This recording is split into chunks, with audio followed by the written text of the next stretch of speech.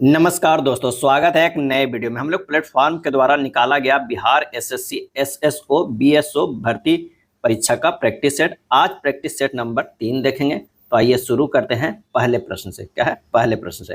पहला प्रश्न कह रहा है कि भारतीय संविधान किस तिथि को लागू हुआ।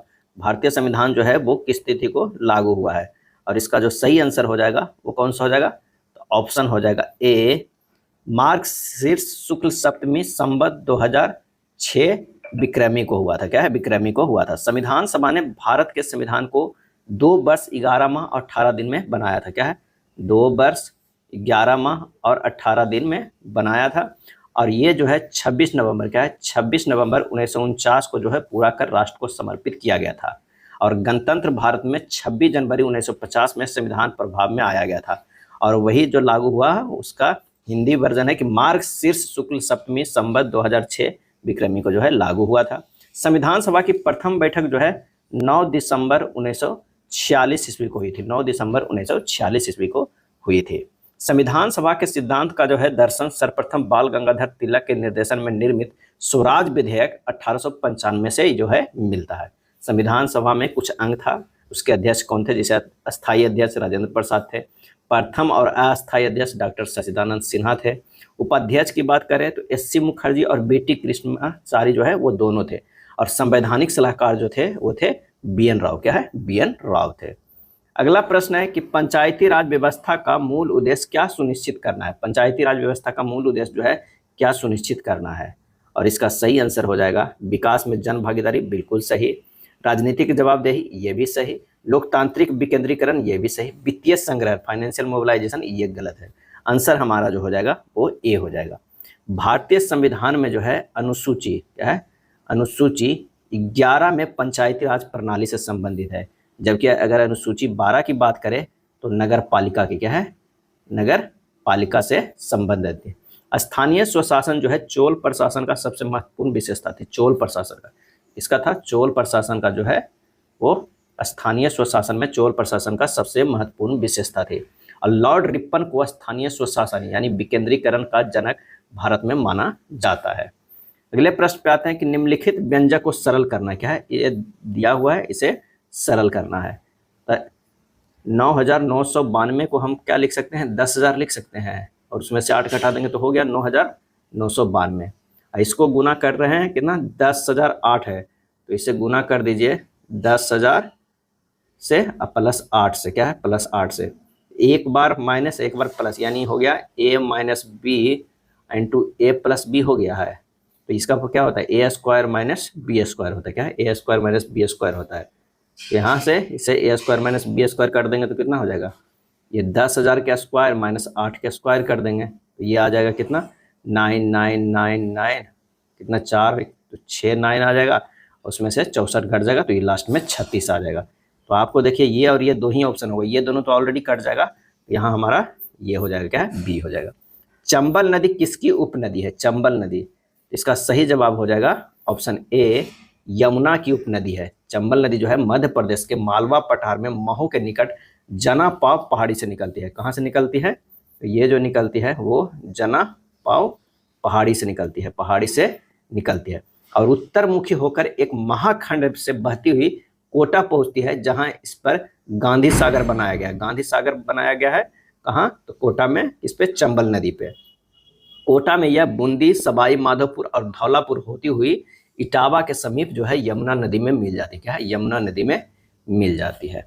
अगला है म्यांमार कब आज़ाद हुआ था? म्यांमार कब आज़ाद हुआ? और इसका सही जवाब जो होगा 1948 में, भारत के बाद आज़ाद हुआ है। 4 जनवरी 1948 को आज़ाद हुआ। भारत सरकार अधिनियम 1935 से बर्मा को भारत से अलग कर दिया गया है।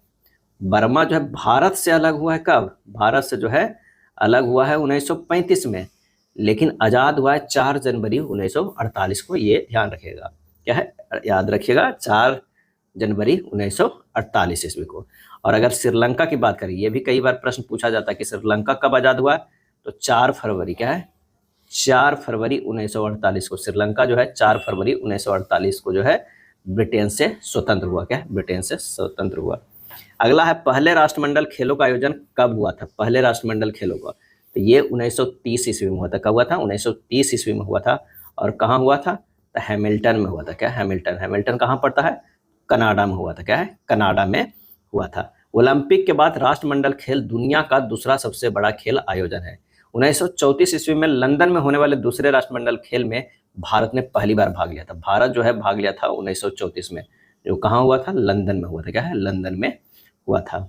और ओलंपिक ध्वज का सर्वप्रथम 1920 ईस्वी के एंटनबर्ग ओलंपिक में फहराया गया था। कभी कभी अगर ओलंपिक के बारे में पूछ लिया जाए कि ओलंपिक ध्वज का सर्वप्रथम कब हुआ था, तो वो है 1920 ईस्वी में। क्या है? 1920 ईस्वी में।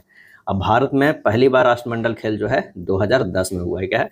2010 में एक बार हुआ है, वो भी कब हुआ है? तो ये हुआ है 2010 में हुआ है। अगले प्रश्न में चलते हैं। कौन मधुबनी चित्रकारी से संबंधित नहीं है? मधुबनी चित्रकारी से जो है संबंधित नहीं है। भारती दयाल है, बहुआ देवी है, गंगा देवी है। आंसर हो जाएगा मधु किश्वर। क्या है? मधु किश्वर जो है भारतीय लेखक और कार्यकर्ता है। वह centre for the study of developing society के साथ साथ इंडिक स्टडीज प्रोजेक्ट के निर्देशक है। मधुबनी कला जो है शैली बिहार के मिथिलांचल के मधुबनी, दरभंगा आदि जिलों में और नेपाल के कुछ इलाकों में जो है ये प्रचलित है। और इस शैली को प्रकाश में लाने का श्रेय जो है WG आर्चर को है। क्या? WG आर्चर को है। नेक्स्ट है, भारत में वीरता का सर्वोच्च पुरस्कार कौन सा है? भारत में वीरता का सर्वोच्च पुरस्कार जो है वो कौन है? और इसका सही आंसर जो हो जाएगा वो है परमवीर चक्र। क्या है? परमवीर चक्र है, जो थल, जल और वायु में दुश्मन के सामने बहादुरी के सर्वोत्कृष्ट प्रदर्शन या आत्म बलिदान के लिए जो है वो दिया जाता है। यह मेडल या पदक कांस्य का बना होता है, जिस पर एक ओर इंद्रब्रज अंकित होता है, जबकि दूसरी ओर हिंदी व अंग्रेजी में परमवीर चक्र लिखा होता है। पदक को सैनिक अपनी कमीज के बाईं ओर बैगनी रंग के रिबन में जो है वो लगाता है। और महावीर चक्र दूसरा सबसे बड़ा वीरता पुरस्कार है। महावीर जो आता है वो दूसरा है। और वीर चक्र की अगर बात करें, वीर चक्र जो है वो तृतीय आता है। क्या है? तृतीय आता है। शांति काल सबसे बड़ा वीरता पुरस्कार जो है अशोक चक्र है।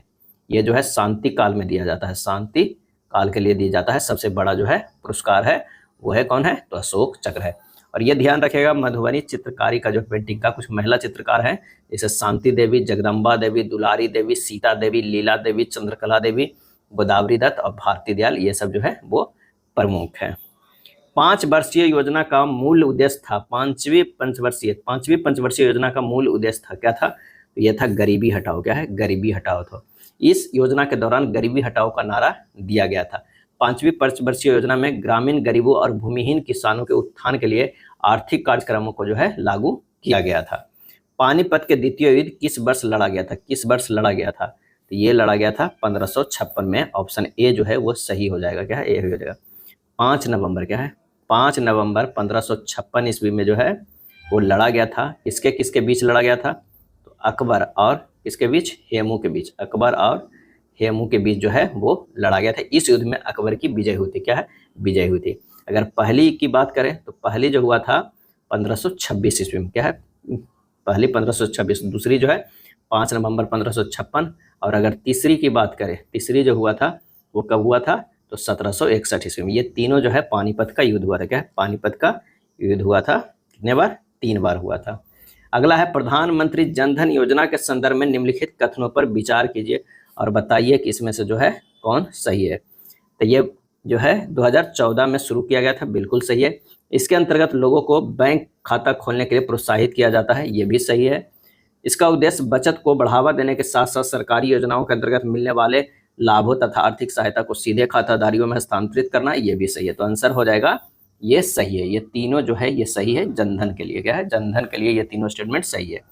अगला है, 3 आकृति दिया हुआ है समान क्योंकि वे कुछ विशेषता साझा करती, उस विकल्प का चयन के जो दी गई आकृतियों के समान विशेषता साझा करता हो।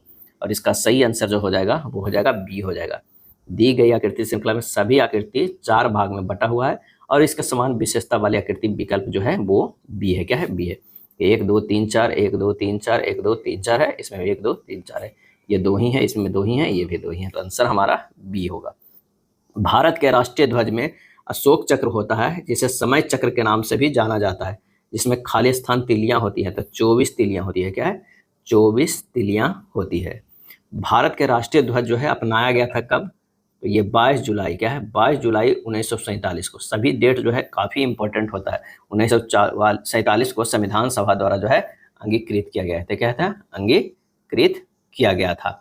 और इसकी लंबाई और चौड़ाई के अनुपात, ये भी कई बार है कि राष्ट्रीय ध्वज की लंबाई और चौड़ाई का अनुपात कितना था, तो 3:2 है। कितना है? 3 जो है वो 2 होता है। इसके ऊपर से नीचे क्रमशः केसरिया, सफेद व हरे रंगों के 3 पट्टियां जो होती है और 24 तिलियां वाला नीला चक्र होता है। ध्यान रखिएगा, नीला चक्र होता है।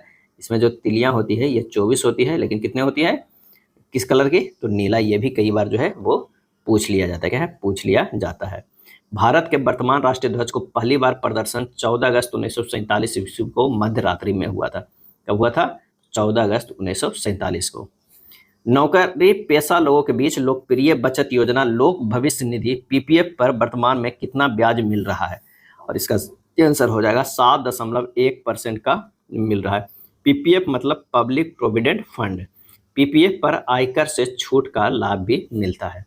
शांति और अस्थिरता को बढ़ावा देने के लिए 2025 का गोल्ड मरकरी अवार्ड से किसे सम्मानित किया गया है? किसे सम्मानित किया गया है?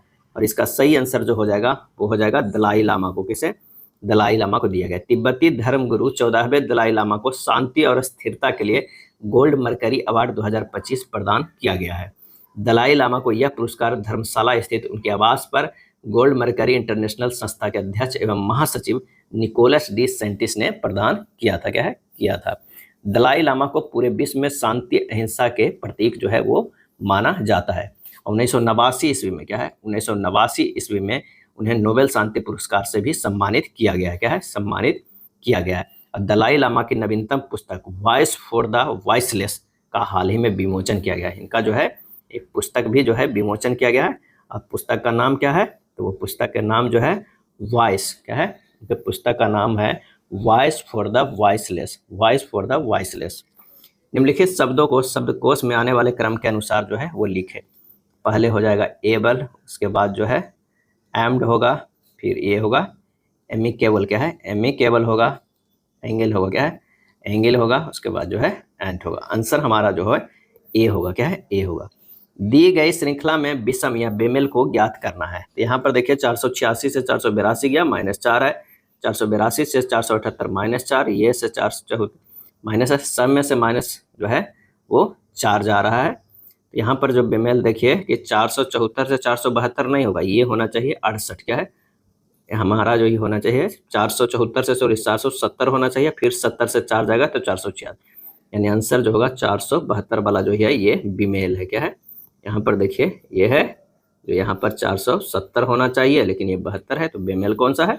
ए हो जाएगा। क्या है? ए। दिए गए पैटर्न को ध्यानपूर्वक अध्ययन करें और दिए गए विकल्पों में से उस संख्या का चयन करें जो इसमें प्रश्न चिन्ह के स्थान पर आ सकती है। यहाँ देखिए पहला पैटर्न में क्या करा है, 17 और 13 को जोड़ते हैं तो कितना हो रहा है, 0 और 30 हो रहा है। और 16 14 को जोड़ते हैं तो भी ये 30 हो रहा है। 12 और 9 जोड़ते हैं तो कितना, 21 हो रहा है। 17 4 21 हो रहा है। 32 और 17 जोड़ेंगे तो कितना हो जाएगा, 49 हो जाएगा। 49 से 29 अगर घटा देंगे तो हमारा जो हो जाएगा कितना हो जाएगा, 20 ये आ जाएगा। तो यहाँ पर क्या होना चाहिए, 20 होना चाहिए। आंसर हमारा जो है 18 के बी हो जाएगा। एक प्रश्न और उसके बाद 2 तर्क दिए गए, बताएं कि इनमें से कौन सा तर्क प्रश्न के संबंध में पुष्ट है। क्या बोर्डिंग स्कूल प्रणाली बच्चों के लिए लाभप्रद है? तर्क, जी हाँ, बोर्डिंग स्कूल प्रणाली बच्चों को उनके घरों से अलग करती है तो लाभप्रद है। नहीं, लंबे समय तक माता पिता से अलग रहने से बच्चों के माता पिता के साथ संबंध खराब हो सकते हैं, जिससे बच्चे चिंतित या अकेला महसूस करते हैं। और इसका सही आंसर जो हो जाएगा 19 का, वो हो जाएगा सी। केवल तर्क जो है सेकेंड पुष्ट है कि अगर लंबे समय तक बच्चे माता पिता से दूर रहेंगे तो थोड़ा सा संबंध में अंतर आ जाएगा, जिससे बच्चे जब अकेले रहते हैं तो चिंतित ज़्यादा महसूस करते हैं। अगला है, दी गई आकृति में आयत जो है वो पुरुष का है। आयत ये जो हो जाएगा ये पुरुष का है। क्या है, पुरुष का दर्शाता है। त्रिभुज जो है वो शिक्षित वर्ग का, क्या है, शिक्षित वर्ग का, ये शिक्षित वर्ग को दर्शाता है। वृत्त जो है वो शहरी का, क्या है, शहरी को दर्शाता है। और वर्ग जो है वो लोक सेवक, क्या है, लोक सेवकों को दर्शाता है। शहरी क्षेत्र में रहने वाले, क्या है, शहरी क्षेत्र में रहने वाले शिक्षित पुरुषों, क्या है, शिक्षित, और ये पुरुषों, शिक्षित पुरुषों की संख्या कितनी हो जाएगी, तो इसका सही आंसर जो होगा हमारा सिर्फ ये हो रहा है, क्या है, ये हो जाएगा। तो ऑप्शन कौन सा होगा, डी होगा, क्या है, डी हो जाएगा। चलिए अगले प्रश्न पे आते हैं। एक आदमी सूर्योदय की दिशा में 10 मीटर आगे की ओर चलता है, 10 मीटर आगे की ओर चलता है, यानी यहाँ से ये इधर चलता है 10 मीटर।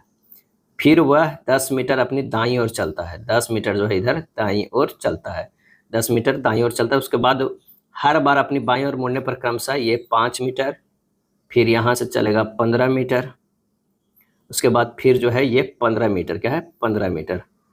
अब वो अपने आरंभिक बिंदु से कौन सी दिशा में, आरंभिक बिंदु से देखना है, यहाँ से देखना है इस ओर, तो ये है उत्तर की ओर। आंसर हमारा जो है डी होगा। 8 व्यक्ति है जो केंद्र की ओर मुख करके एक वृत्ताकार मेज के जो है वो इर्द गिर्द बैठे हुए हैं। तो सबसे पहले जो है 8 लोगों को बैठने की आप जगह बना लीजिए। तो 4 हो गया, तो 6 हो गया, और ये जो है 8 लोग बैठे हुए हैं। अब क्या रहा है कि ए सी के दाईं ओर दूसरे स्थान पे बैठा हुआ है। अगर मान लिया कि ए है तो ये सी के दाईं ओर दूसरे स्थान पे बैठा है, तथा सी डी के बाईं ओर तीसरे स्थान पे बैठा है। तो डी जो है यहाँ पर हो जाएगा, क्योंकि सी जो है डी के बाईं ओर तीसरे स्थान पर बैठा।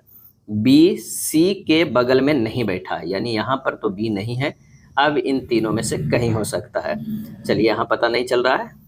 बी ई के दाईं ओर दूसरे स्थान पे बैठा है। अब अगर मान ले कि ई हम कहीं पे यहाँ पर बैठा रहे हैं, तो कह रहा है ई के दाईं ओर दूसरे स्थान पे, यानी यहाँ पर जो हो जाएगा बी हो जाएगा, क्या है बी हो जाएगा। डी तथा जी के बीच केवल एक व्यक्ति बैठा है, डी और जी के बीच जो है केवल एक व्यक्ति, तो जी यहाँ दे देते हैं, अभी ये वाला स्लॉट भी खाली है।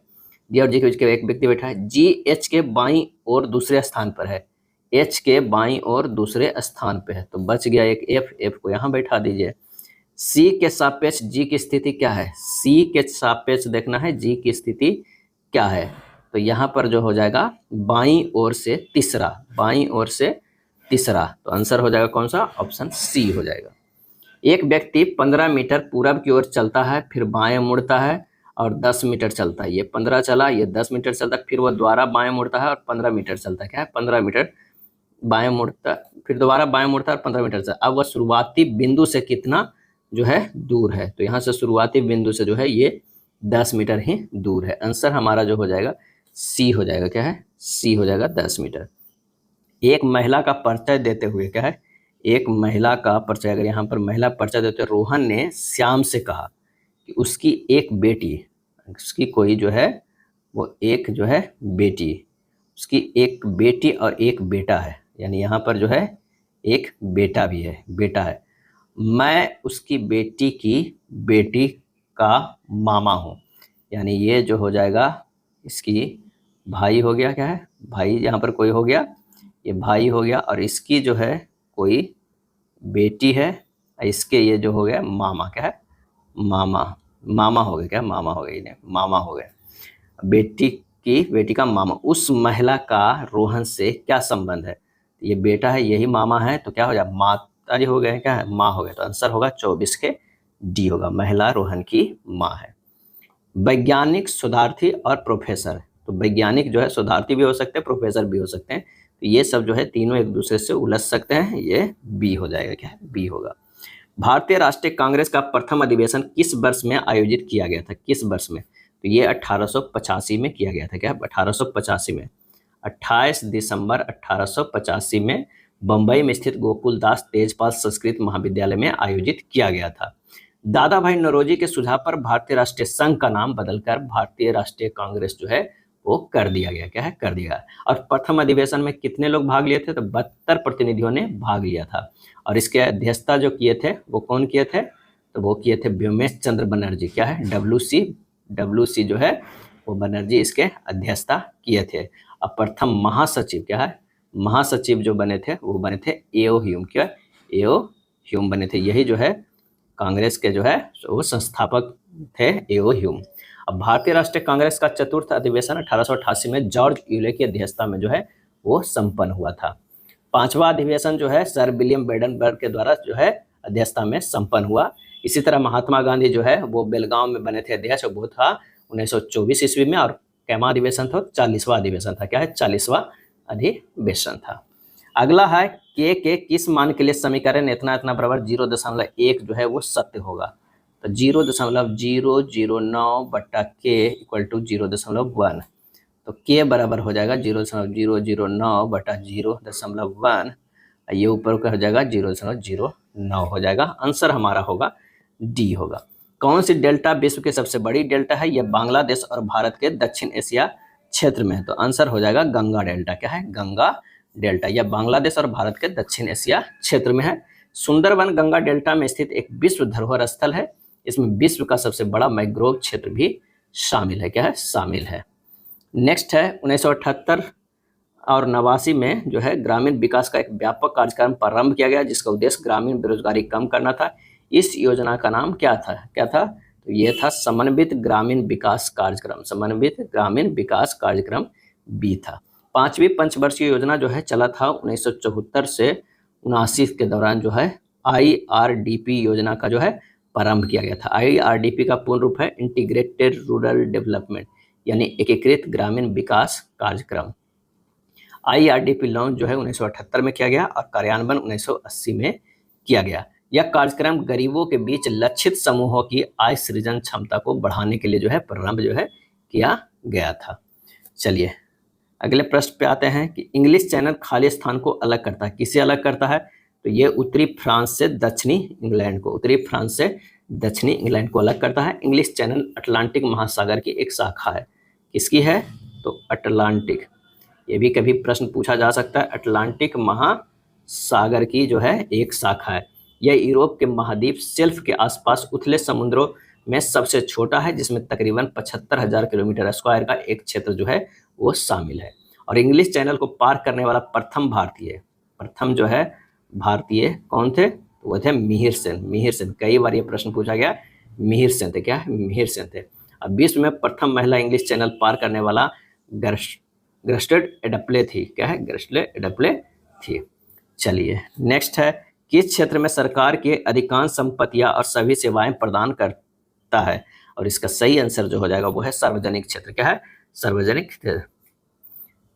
अगला है अनौपचारिक उधारदाताओं से ऋण, जिसमें लेनदार, व्यापारियों, नियोक्ता, रिश्तेदार तथा दोस्तों आदि से ऋण शामिल है। क्या कहलाते हैं? क्या कहलाते हैं?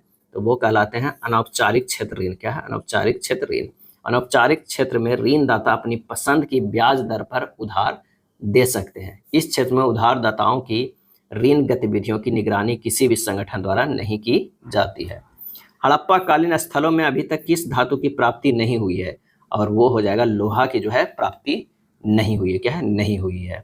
लोहा धातु सर्वप्रथम उत्तर वैदिक काल में जो है वो 1000 से जो है 600 ईसा जो है पूर्व में प्रयोग भारत में किया गया था। सिंधु घाटी सभ्यता कांस्य युगीन सभ्यता था, जिसका उद्भव ताम्रपाषाण काल में भारत के पश्चिम क्षेत्र में हुआ था। चलिए नेक्स्ट प्रश्न पे आते हैं। बौद्ध धर्म के त्रिरत्न में क्या शामिल नहीं है? त्रिरत्न में जो है क्या शामिल है? नहीं है, ये पूछ रहा है। तो त्रिरत्न में जो होता है बुद्ध होता है, धम्म होता है और एक संघ होता है। आंसर हमारा हो जाएगा डी, मध्यम मार्ग जो है शामिल नहीं है।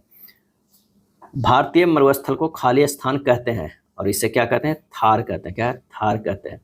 भारत में अरावली पहाड़ियों के उत्तर पश्चिम तथा पश्चिम किनारे पर बालू के डिब्बों से ढका एक तरंगित मरुस्थलीय मैदान है, जिसे थार का मरुस्थल कहा जाता है। थार के मरुस्थल का अधिकांश भाग राजस्थान में स्थित है, परंतु कुछ भाग पंजाब, हरियाणा व गुजरात प्रांतों में भी जो है वो फैला हुआ है। क्या है? फैला हुआ है। अब कई मरुस्थल है जो पूछा जाता है कि कहाँ है, तो गोबी मरुस्थल जो है मंगोलिया। क्या है? मंगोलिया कहाँ है? चीन। क्या है? चीन में है। अगर सहारा की बात पूछा जाए, सहारा मरुस्थल जो सबसे बड़ा दुनिया का मरुस्थल है वो है अफ्रीका में। क्या है? अफ्रीका में। आटाकामा मरुस्थल क्या है? आटाकामा मरुस्थल जो है वो चिली में है। क्या है? चिली में है। कालाहारी मरुस्थल, कालाहारी मरुस्थल जो है वो बोत्सवाना में। क्या है? बोत्सवाना में है। अब मोजेव क्या है? मोजेव मरुस्थल जो है वो है यूएसए में। क्या है? यूएसए में है। भारत में गरीबी अनुमानों का आधार है। क्या है? गरीबी अनुमानों का आधार है तो वह परिवार का उपयोग व्यय। क्या है? उपयोग व्यय। नीति आयोग गरीबी रेखा से नीचे रहने वाले जनसंख्या की गणना के लिए एक विशेषज्ञ दल का गठन करता है। यह NSSO द्वारा एकत्रित उपभोग व्यय के आंकड़ों का जो है उपयोग करता है। NSSO की स्थापना कब की गई थी? तो 1950 में। क्या है? 1950 में किया गया था। अगला है भारतीय संविधान में संघवाद किस देश से लिया गया है? संघवाद, और ये लिया गया है कनाडा से। क्या है? कनाडा से लिया गया है। भारत में केंद्र तथा राज्य के मध्य विधायी, प्रशासनिक तथा वित्तीय शक्तियों का विभाजन किया गया है। भारत के संविधान में केंद्र और राज्यों के बीच दिए गए शक्तियों को विभाजन कनाडाई मॉडल पर आधारित है। क्या है? पे आधारित है। चलिए अगले प्रश्न पे आते हैं। हिंदी किस लिपि में लिखी जाती है? हिंदी जो है वो किस लिपि में लिखी जाती है? तो ये जो है देवनागरी लिपि में लिखी जाती है। भारत में लिपि के विकास की परंपरा जो है ब्राह्मी लिपि को प्रस्थान बिंदु माना जाता है। क्या है? प्रस्थान बिंदु जो है ये माना जाता है। अब मोडी लिपि को यदुवंशी शासक महादेव यादव और रामदेव यादव के शासनकाल में उनके मंत्री हेमाद्रि पंडित द्वारा विकसित की गई थी। तमिल लिपि प्राचीन दक्षिण ब्राह्मी लिपि से विकसित हुई है। तमिल लिपि एवं ग्रंथ लिपि में समानताएं देखने को मिलती है और बांग्ला लिपि के साक्ष्य जो है 11वीं शताब्दी में पूर्वी भारत में मिले अभिलेखों में बांग्ला लिपि का साक्ष्य प्राप्त हुए हैं। भारत में बीमा क्षेत्र का नियमन कौन सी संस्था करती है? और ये करती है IRDA। क्या है? IRDA, जिसका मुख्यालय हैदराबाद में क्या है? जो है हैदराबाद में है। किस समूह के खेलों में प्रत्येक पक्ष में 7 खिलाड़ी होते हैं? सही आंसर जो हो जाएगा वो हो जाएगा वाटर पोलो और कबड्डी में जो है वो 7 होते हैं। अगर बात किया जाए बेस बॉल में, क्या है? बेस बॉल में तो 9 होते हैं। क्या? 9 होते हैं। पोलो की अगर बात करें तो 4 होते हैं। क्या है? 4 होते हैं। और अगर कुछ और बात किया जाए वॉलीबॉल, क्या है? वॉलीबॉल, इसमें जो है 5 होते हैं। जिम्नास्टिक, क्या है? जिम्नास्टिक में जो है कितने होते हैं? 8 होते हैं। और क्रिकेट, क्या है? क्रिकेट और फुटबॉल जो है, फुटबॉल और हॉकी, क्या है? हॉकी, इन तीनों में जो है वो कितने होते हैं? 11-11 होते हैं। क्या है? 11-11 होते हैं। श्रीमद् भागवत गीता किस ग्रंथ का भाग है? श्रीमद् जो है भागवत गीता किस ग्रंथ का भाग है? और इसका सही आंसर होगा 41 के सी, महाभारत ग्रंथ का भाग है। यह एक सार्वभौमिक धार्मिक ग्रंथ है जिसकी शिक्षाएं वर्तमान समय में भी प्रासंगिक है। गीता में भगवान श्री कृष्ण ने अर्जुन को एक योद्धा एवं राजा के कर्तव्यों को समझाने के क्रम विभिन्न यौगिक व वेदांतिक दर्शनों का उदाहरण दिए हैं। मैग्सेसे पुरस्कार से सम्मानित होने वाले प्रथम भारतीय खाली स्थान है। आंसर हो जाएगा आचार्य विनोबा भावे हैं। कौन है? आचार्य विनोबा भावे हैं। कब इन्हें दिया गया है? 1957 ईस्वी में जो है, 1958 ईस्वी में दिया गया था इन्हें। रमन मैग्सेसे, क्या है? रेमन जो है मैग्सेसे स्थापना हुआ था, पुरस्कार की स्थापना हुआ था 1957 में। क्या है? 1957 में। अब प्रथम बार मैग्सेसे पुरस्कार 1958 में विनोबा भावे को जो है वो दिया गया था और प्रथम भारतीय भी जो है विनोबा भावे है। इसे एशिया का सर्वोच्च सम्मान जो है वो माना जाता है। क्या है? माना जाता है। एशिया के नोबेल पुरस्कार के रूप में भी इन्हें मान्यता प्राप्त है। मदर टेरेसा को नोबेल पुरस्कार शांति के क्षेत्र में कब मिला था? तो मदर टेरेसा को मिला था 1979 में। मदर टेरेसा को भारत रत्न भी मिला है, वो 1 साल बाद मिला था नोबेल पुरस्कार के बाद 1980 में। 9 के स्क्वायर प्लस 11 के square plus dot dot plus 21 square का जो है मान क्या हो जाएगा? तो 9 से 21 तक के है, तो यहाँ पर है जो 9 क्या कितना हो जाएगा? 81। 11 के 121, उसके बाद 13 का होगा 169, उसके बाद 15 का होगा 225, 17 का हो जाएगा 289, 19 का हो जाएगा 361, 21 का हो जाएगा 441। सबको जोड़ दीजिएगा 1687 आ जाएगा। आंसर होगा डी। एक संख्या m 20 से पूर्णतः विभाज्य है। यदि m+4 आए इंटू m+3 को 20 से विभाजित किया जाए तो शेषफल जो है क्या होगा? तो यहाँ पर जो कह रहा है कि m² + 3m + 4m + 12 हो जाएगा। क्यों? क्योंकि m+4 इंटू m+3 को जो है वो गुना कर दिए, तो ये हो जाएगा m² + 7m + 12। अब m कॉमन ले लेते हैं तो m + 7 है ना, प्लस जो हो जाएगा 12 हो जाएगा। और m जो है 20 से पूर्णतः विभाज्य है। क्या है? 20 से पूर्णतः विभाज्य है, तो शेषफल क्या होगा? तो यहाँ पर 20 से विभाज्य है तो m+7 वाला है, तो ये जो 12 आएगा 12 वो क्या हो जाएगा? वो शेषफल बच जाएगा। आंसर हमारा बी होगा। क्या है? बी होगा। अगला प्रश्न, यदि 9 क्रमागत सम संख्याओं का औसत 132 है तो पहली और अंतिम संख्याओं का अंतर ज्ञात कीजिए। तो जो औसत होता है वो बीच में होता है और इधर जो है वो 4-4 होगा। आप इस तरह से भी बना सकते हैं। 132 ये हो जाएगा 134, 136, 138 और 140। इधर घटाते हुए आ जाइए 130 होगा, 128 हो जाएगा, 126 हो जाएगा, 124 होगा। कह रहा है पहली और अंतिम संख्याओं का अंतर। अंतिम संख्या 140 और पहली जो है 124, दोनों का अंतर कितना हो गया? तो ये हो गया 16। हमारा आंसर जो आ गया डी हो जाएगा। एक और जो है सेकेंड मेथड है कि 9 क्रमागत सम संख्याओं के पहले और अंतिम संख्याओं का अंतर है, तो 9 - 1 कर दीजिए और गुना 2 कर दीजिए, ये हो जाएगा 16। ये भी आंसर आ जाता है। ए एक कार्य को 30 दिनों में कर सकता है, बी 20 दिनों में, दोनों साथ कार्य करना प्रारंभ करते हैं और 4 दिन तक करते हैं, फिर दोनों कार्य छोड़ देते हैं और सी शेष कार्य को अकेला 18 दिनों में समाप्त करता है। सी अकेला पूरे कार्य को कितने दिनों में पूरा कर सकता है? शेष कार्य को 18 दिनों में लगाता है।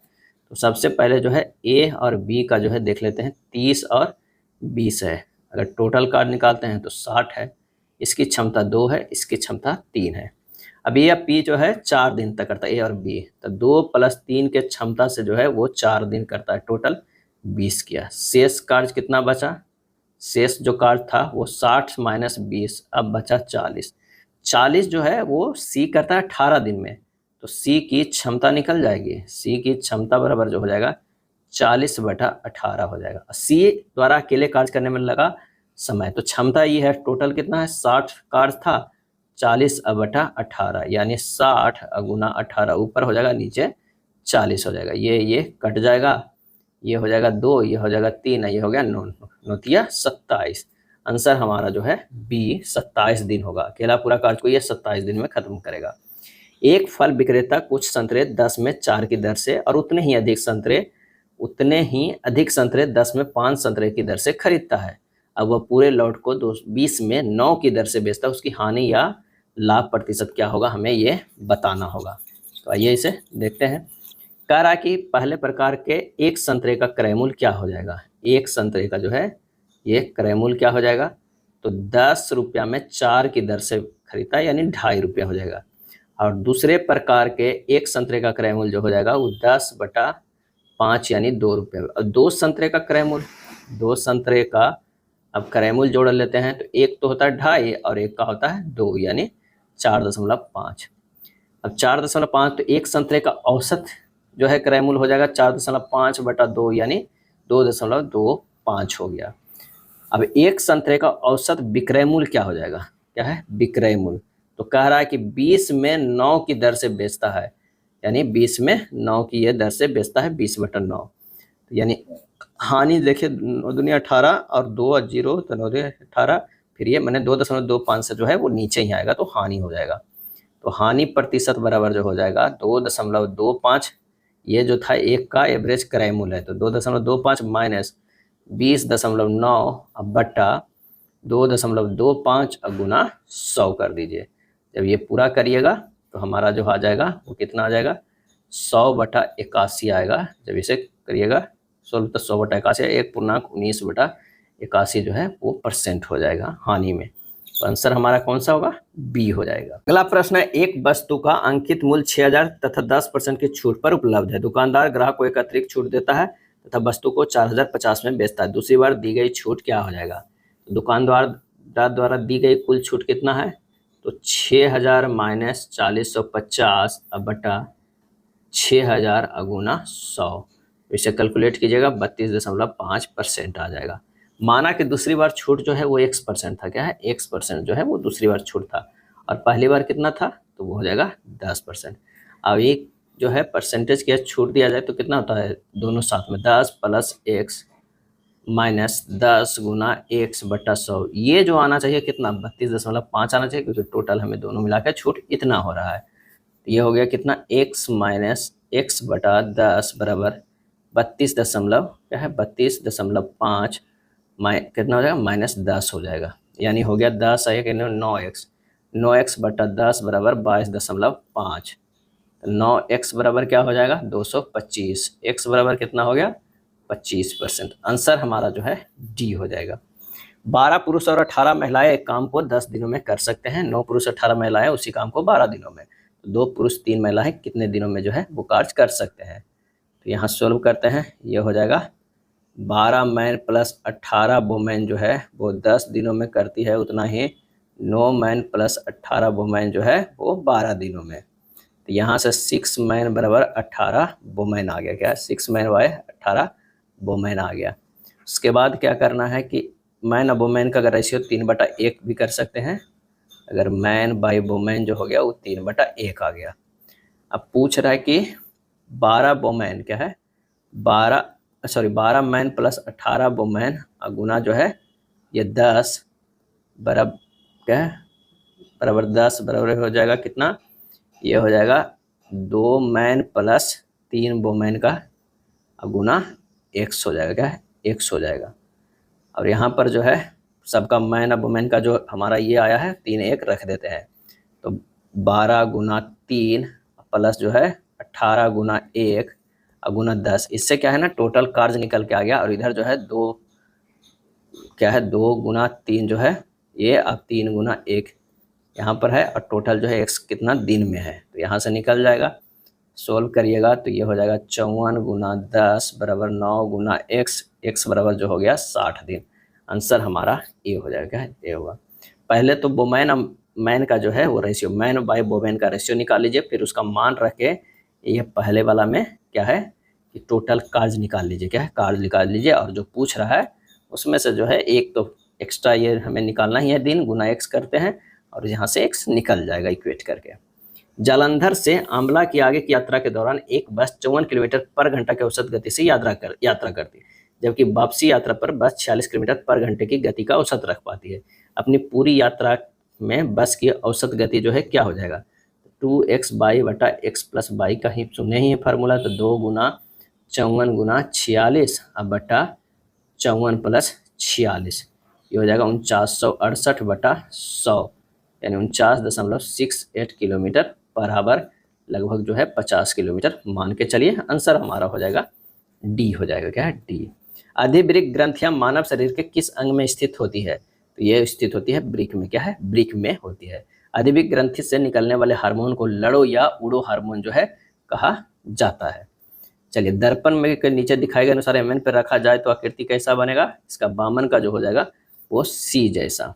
बिना केंद्रक एवं कोशिकांगों वाले जीव कौन से वर्ग में आते हैं, और ये जो आते हैं कौन से में आते हैं, तो प्रोटिस्टा में आते हैं और आर्कियोबैक्टीरिया में आते हैं, यानी बी हो जाएगा, क्या है बी हो जाएगा। अगला प्रश्न है तांबे का अयस्क निम्न में से कौन है, तांबे का अयस्क, और इसका सही आंसर जो होगा वो है मैलेकाइट, क्या है मैलेकाइट है।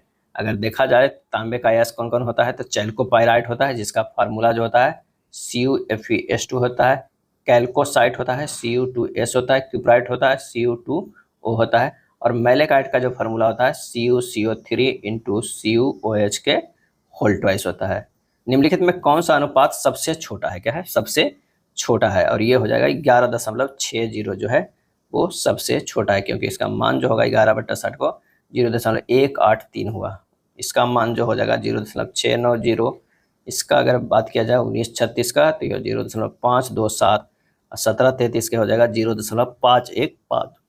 निम्नलिखित में किसके संयोजन से सोल्डर बनता है, सोल्डर बनता है, और ये बनता है लेड और टीन का, क्या है लेड और टीन का। सोल्डर में जो है वो Sn जो है वो कितना होता है 67% होता है, और पीवी जो है वो 33%, क्या है 33% होता है। टाका लगाने में जो है यूज होता है, क्या है यूज होता है। पानी के 4 डिग्री सेंटीग्रेड पर शरीर तैरता है, यदि तापमान 100 डिग्री सेंटीग्रेड हो जाए तो क्या होगा, और इसका आंसर हो जाएगा शरीर डूब जाएगा, क्या है शरीर डूब जाएगा। पानी को गर्म करने पर उसका आयतन बढ़ेगा, आयतन जो है आयतन क्या है बढ़ जाता है जिससे घनत्व घट जाता है, इससे शरीर का घनत्व बढ़ जाएगा और वह पूर्णतः जो है वो डूब जाएगा, क्योंकि घनत्व बराबर जो है फार्मूला होता है वो होता है द्रव्यमान बटा आयतन होता है, क्या है आयतन होता है। जल का घनत्व 4 डिग्री सेंटीग्रेड पे महत्तम होता है, क्या है महत्तम होता है। चलिए एक एकल आवृत्ति द्वारा उत्पन्न ध्वनि को कहा जाता है, क्या कहा जाता है, और इसका आंसर होगा टोन या स्वर या तान कहा जाता है।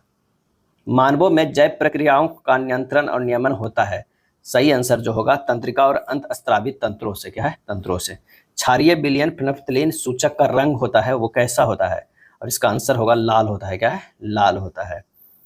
निम्नलिखित युग्मों पर विचार कीजिए, कौन सा सुमेलित है, क्या है सुमेलित है, तो ये जो है हैजा जो है घरेलू मक्खी सुमेलित है, मलेरिया जो है वो सुमेलित नहीं है, क्या है सुमेलित नहीं है। मादा एनाफिलीज मच्छर मलेरिया परजीवी के जो है वो क्या है वाहक है, क्या है वाहक है, तो आंसर हमारा जो हो जाएगा एक यही सुमेलित है, तो आंसर है केवल एक, 67 के जो है 61 के जो है केवल एक सही हो जाएगा। कौन सा कथन गलत है इसमें ये बताना है, 62 का कौन सा कथन गलत है, तो जो हमारा हो जाएगा अधातुएं धनायन बनाती है, ये गलत है, क्या है गलत है। जो तत्व धातुओं की भांति व्यवहार नहीं करती है अधातु कहलाती है।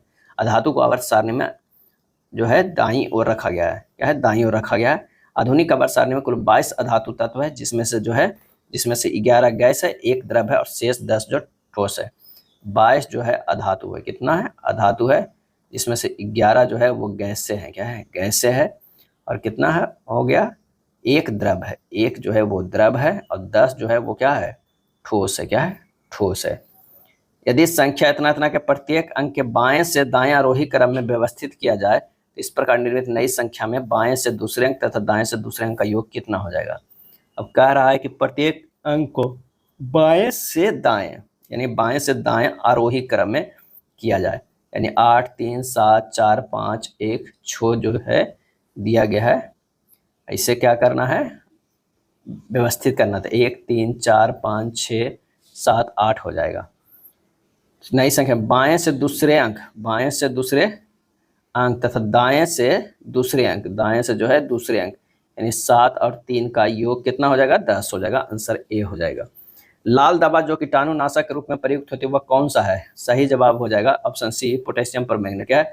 पोटेशियम परमैंगनेट, KMnO4 हो जाएगा। किस हार्मोन के स्राव के कारण हृदय की धड़कन एवं श्वसन दर में एक साथ जो है वृद्धि होती है? और जवाब हो जाएगा एड्रेनालाइन। क्या है? एड्रेनालाइन। इसके स्राव से जो है हृदय की धड़कन और श्वसन दर में एक साथ वृद्धि होती है। थायरॉक्सिन को मेटाबॉलिज्म नियंत्रण हार्मोन कहते हैं। एल्डोस्टेरोन लवण प्रतिरोधक हार्मोन होता है और एंड्रोजेंस नर हार्मोन का एक प्रकार है। क्या है? प्रकार है। चलिए, 2 रेलगाड़ियां 59 किलोमीटर पर घंटा 32 किलोमीटर की चाल से समान दिशा में चलती है और तेजी से चलने वाली रेलगाड़ी धीमी गति से चलने वाली रेलगाड़ी में बैठे एक व्यक्ति को 16 सेकंड में पार करती है। तो तेज गति से चलने वाली रेलगाड़ी की लंबाई ज्ञात करना है।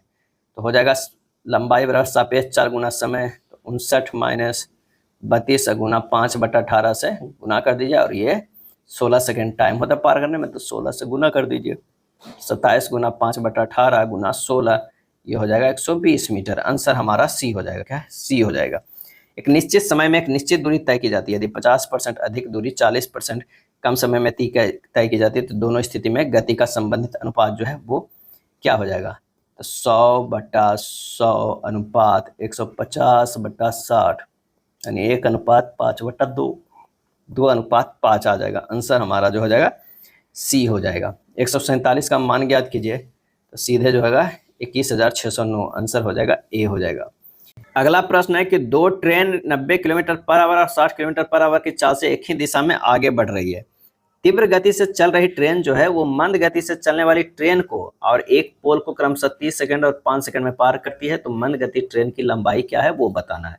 तो तेज गाड़ी की लंबाई पहले क्या होगा वो बताएं। 30 गुना 5/18 गुना एक पोल को जो है पार कर रही है कितने? 5 सेकंड में, तो टोटल हो गया 125 मीटर। यानी ये तेज गति वाला जो ट्रेन है वो कितनी लंबाई होगी? 125। अब दोनों गाड़ी की लंबाई का योग कितना हो गया? एक 90 से जा रहा है और एक 60 से जो है वो सापेक्ष चाल हो जाएगा और गुना जो हो जाएगा 5/18 और गुना जो है ये 30 हो जाएगा, क्योंकि 30 सेकंड में पार करती है। तो ये हो जाएगा 30 गुना 5/18 गुना 30, यानी हो जाएगा 250 मीटर हो जाएगा। दोनों गाड़ी की लंबाई का योग 250 है। अब एक का मंद गति वाला का जो था उसका कितना हो जाएगा? तो 250 माइनस 125 घट जाएगा, ये भी 125 मीटर, यानी दोनों की लंबाई जो है सेम हो जाएगा। क्योंकि जो है तेज गाड़ी की लंबाई हम ऑलरेडी निकाल चुके हैं 125 और दोनों की लंबाई 250 है। मंद गति का निकल जाएगा 125 हो जाएगा। एक निश्चित राशि पर 10% वार्षिक दर से 2 वर्षों में चक्रवृद्धि और साधारण ब्याज के बीच का अंतर 42 है, जबकि ब्याज वार्षिक संयोजित होता है। राशि क्या हो जाएगा? तब मूलधन बराबर जो है वो डायरेक्ट निकल जाएगा 2 वर्ष का 42 गुना 100/10 के स्क्वायर, यानी 42 गुना 100 बराबर कितना होगा? 4200। क्या है? 4200। आंसर हो जाएगा सी, क्योंकि 2 वर्ष के लिए पी बराबर होता है डी इंटू 100/r के स्क्वायर। ये डिफरेंस हो गया। क्या है? डिफरेंस हो गया है। चलिए नेक्स्ट प्रश्न पे आते हैं। कह रहा है 3x बराबर 5y, तो x प्लस y अनुपात x माइनस y बराबर क्या हो जाएगा? तो यहाँ पर सीधे डायरेक्ट कर दीजिए। x/y का मान दिया हुआ है 5/3, रख दीजिए। 5 + 3 अनुपात 5 - 3 यानी 8:2 यानी 4:1। आंसर हो जाएगा सी। सबसे छोटी संख्या ज्ञात कीजिए जिसे 4, 6, 7, 8, 9 से विभाजित करने पर प्रत्येक स्थिति में शेषफल 3 बचता है। तो इन सब का जो है एलसीएम ले लीजिए। जब एलसीएम ले लीजिएगा तो 504 हो जाएगा। तो ये तो सबसे कट जाएगा, लेकिन प्रत्येक स्थिति में 3 शेष है, तो 3 है, जोड़ दीजिए 504 प्लस 3 कितना हो गया 507 बी हो जाएगा। एक व्यापारी अपने विक्रय मूल्य को लागत मूल्य से 10% अधिक अंकित करता है। बेचते समय वह कुछ छूट देता है जिससे उसे 1% की हानि होती है। उसने कितनी छूट दी होगी? तब माना कि लागत मूल्य 100 है, क्या है 100 है, और छूट दर जो है x% है। तो 100 गुना 110 अधिक अंकित कर रहा है ना 10%, और गुना छूट दे रहा है कितना x%। अब 100 बटा x ये हो जा रहा है कितने 1% की हानि हो रहा है, यानी 100 रुपये में खरीदा था 99 रुपये में बेच रहा है, यानी 99 हो जाएगा। बस इसी को जो है इक्वेट कर देना। जब आप इक्वेट कीजिएगा तो ये हो जाएगा कितना 100 माइनस एक्स बराबर 90, क्या है 90 हो जाएगा। तो ये हो जाएगा x बराबर जो हो जाएगा 100 माइनस 90 इक्वल टू 10%। आंसर हमारा जो हो जाएगा ए, क्या है ए हो जाएगा। 73 के जो हमारा हो जाएगा ए हो जाएगा। चलिए अगले प्रश्न पे चलते हैं। 74 नंबर के 0.00625 का प्रतिशत के रूप में जो है कैसे लिख सकते हैं? 625 बटा 1 पे कितना हो जाएगा 5 शून्य हो जाएगा। 625 बटा 1 पे जो है 5 शून्य गुना 100% कर दीजिए, 0.625% हो जाएगा। आंसर हमारा बी होगा, क्या है बी होगा। ए, बी और सी का वेतन इतना के अनुपात में यदि उनके वेतन में 15, 20 और 25% की वृद्धि की अनुमति दी जाती तो उनके वेतन का नया अनुपात क्या हो जाएगा? तो 7 और 3 5 है। तो अगर कह रहा है उनके वेतन में 15% की वृद्धि, शुरुआत क्या है 15% के, 20% के और क्या है 25% के जो है वृद्धि हो रहा है। तो ये हो जाएगा 7 गुना 15 बटा 100 अनुपात 3 गुना 20 बटा 100, 120 हो गया, ये 115 हो गया, और अनुपात 5 गुना 125 बटा 100। तो यहाँ पर से हो जाएगा 7 गुना 115 कितना 23 बटा 20 हो जाएगा, अनुपात 3 गुना 6 बटा 5 अनुपात 5 गुना 5 बटा 4। जब इसे गुना करेंगे तो 161 बटा 20 अनुपात 18 बटा 5 अनुपात 25 बटा 4 से जब सोल्व कीजिएगा तो ये हो जाएगा कितना, अगर सबसे हम 20 से गुना कर देते हैं तो 20 नीचे कट जाएगा, ये 161 आ जाएगा अनुपात 5 चौ 20 4 18 चौ 72 हो जाएगा, और ये हो जाएगा कितना 5 और 25 बचे 125। आंसर हमारा कौन सा हो जाएगा? ऑप्शन बी हो जाएगा। 2.4 के होल क्यू है, अब प्लस 0.8 के होल क्यू से भागा देना है 2.4 के स्क्वायर प्लस 0.8 के स्क्वायर माइनस 2.4 गुना 0.8। अब यहाँ पर देखिए कि कुछ ना कुछ तो ये पे लग रहा था। A cube plus B cube बराबर फार्मूला होता है a plus B into A square plus B square minus A B होता है, क्या है ए बी होता है। तो उसी फार्मूला पर यहाँ पर जो है ये लगा हुआ है। अगर मान लें कि इसे और सिंपल वे में इसे लिखते हैं तो यह देख लीजिए, ये हो जाएगा 2.4 प्लस 0.8 इंटू 2.4 के स्क्वायर प्लस 0.8 के स्क्वायर माइनस 2.4 इंटू 0.8 के, ये हो जाएगा। ये बटन में जो है 2.4 का स्क्वायर वाला होगा, ये लिख लीजिए 2.4 के स्क्वायर प्लस 0.8 के स्क्वायर माइनस 2.4 इंटू 0.8। ये दोनों जो है ये क्या हो जाएगा कट जाएगा, इधर कट जाएगा, बच जाएगा क्या है ये क्या है 2.4, ये यहाँ पर बच जाएगा 2.4 प्लस 0.8, ये हो जाएगा 3.2। यानी हमें जो फार्मूला मिल रहा है a plus B into A square plus B square minus A B है, और नीचे भी है A square plus B square minus A B. तो ये कट जा रहा है, ए प्लस बी बच जा रहा है। चलिए प्रश्नवाचक चिन्ह पे क्या आएगा ये हमें बताना है। तो 77 के देखते हैं। 6 प्लस 4 कितना हो जाएगा 10 और माइनस 2, यानी ये दोनों को जोड़ दीजिए और ये माइनस में कर दीजिए तो नीचे आ गया। 15 10 25 में से 5 घटाइए बी हो जाएगा। 16 24 को जोड़ दीजिए 8 घटा दीजिए, तो यहाँ पर जो आ जाएगा वो 32 आ जाएगा। आंसर सी होगा। 78 नंबर काफ़ी आसान प्रश्न है, तो इसका सही आंसर जो हो जाएगा बी हो जाएगा। आप इसे खोलते जाइए तो हमारा जो बन के आएगा वो बी बनेगा। ए का अर्थ प्लस, बी का अर्थ माइनस, सी का अर्थ भाग, डी का अर्थ गुना है। मान रख दीजिए, ये हो जाएगा 13 माइनस 11 प्लस 56 भाग 14 और गुना 2, ये होगा 21 माइनस 11 10 आ जाएगा, क्या है 10। चलिए अगला जो है वो अंग्रेजी का शब्दकोश में कैसा आएगा, जो लिखा हुआ है अंग्रेजी वो देखना है, शब्दकोश के अनुसार व्यवस्थित करेंगे। तो ये हो जाएगा सिंपल, सबसे पहले होगा। स्लेव होगा क्या है, स्लेव होगा। स्नेक होगा क्या है, स्नेक होगा। स्नीपर होगा क्या है, स्नीपर होगा। और स्नॉकल होगा। तो आंसर हमारा कौन सा होगा 80 के, वो हो जाएगा सी। विकल्पों में लुप्त अंक ज्ञात करना है। तो 15 से 17 गया है, +2 है, 17 से 3 +3 है, +5 है, +7 है। अब जो हो जाएगा प्लस क्या हो जाएगा, 9 होना चाहिए। 2 3 5 7 9, लेकिन 9 जो है वो विभाज्य यानी अभाज्य संख्या का, तो +11 हो जाएगा। तो 32 से +11 जो हो जाएगा वो 43 हो जाएगा। आंसर हमारा कौन सा होगा, सी होगा। क्या है, सी होगा। एक अनुक्रम दिया गया है जिसमें से एक पद लुप्त है, दिए गए विकल्पों में से वह सही विकल्प चुनिए जो अनुक्रम को पूरा करता है। एम से क्यू गया है, +4 है। क्यू से यू गया है, +4 है। यू से +4 होगा तो बाई होगा। ओ से एस गया है, +4 है। एस से डब्ल्यू गया है, +4 है। और डब्ल्यू से +4 जो है ए होगा, यानी आंसर हमारा बी होगा। निम्नलिखित प्रश्न में दिए गए विकल्पों में विषम शब्द को चुनना है। सोना, चांदी, लोहा, नियॉन। आंसर हमारा जो हो जाएगा वो डी हो जाएगा। क्या, डी। नियॉन जो है वो गैस है, इसलिए विषम है। एक कक्षा में शाम्बू ऊपर से 10वें स्थान पे, ऊपर से जो है वो 10वें स्थान पे, 9 इधर है, और नीचे से 36वें स्थान पे, यानी जो है 35 इधर हो गया। तो 35 एक 36 और 36 और 9 कितना हो गया, तो 36 और +9 जोड़ेंगे तो ये हो जाएगा 45। आंसर हमारा बी हो जाएगा, 84 के बी होगा। असमान संख्याएं ज्ञात करें। असमान जो है तो देखते हैं, अगर मान लिया कि 49 है, 17 49 है, 9 81 है। अगर 2 के क्यू है, 3 के क्यू है, 2 के स्क्वायर है, 3 के स्क्वायर है, 4 के स्क्वायर है, 5 के, सब स्क्वायर है ये क्यू का। तो आंसर हमारा जो है बी हो जाएगा। क्या है, बी हो जाएगा, 85 के बी हो जाएगा। 3 जनवरी 2023 को 108वीं भारतीय विज्ञान कांग्रेस का आयोजन कहाँ हुआ है, और यह आयोजन जो है नागपुर में हुआ है। क्या है, नागपुर में हुआ है। पुस्तक द वर्ल्ड आफ्टर गाजा के लेखक कौन है, तो वो है पंकज मिश्रा। क्या है, पंकज मिश्रा है। वर्तमान में भारत विश्व में खाली स्थान सबसे ज्यादा रामसर स्थलों वाला देश है। सही जवाब हो जाएगा वो है तीसरा। क्या है, तीसरा है। सबसे ज्यादा जो है यूके में है, कितना है, 176 है। उसके बाद जो है मैक्सिको में है, मैक्सिको में कितना, 144 है। भारत में भी कितना है, तो 89 है। क्या है, 89 है। संघाई सहयोग संगठन SCO 2025 की बैठक का आयोजन कहाँ किया जाएगा, और ये किया जाएगा जो है वो चीन में किया जाएगा। SCO का जो बैठक है 2025 की बैठक का आयोजन जो है चीन की संघाई, चीन में किया जाएगा। क्या है, चीन में किया जाएगा। 2024 में कहाँ किया गया था, ये पाकिस्तान के इस्लामाबाद में किया गया था। क्या है, किया गया था।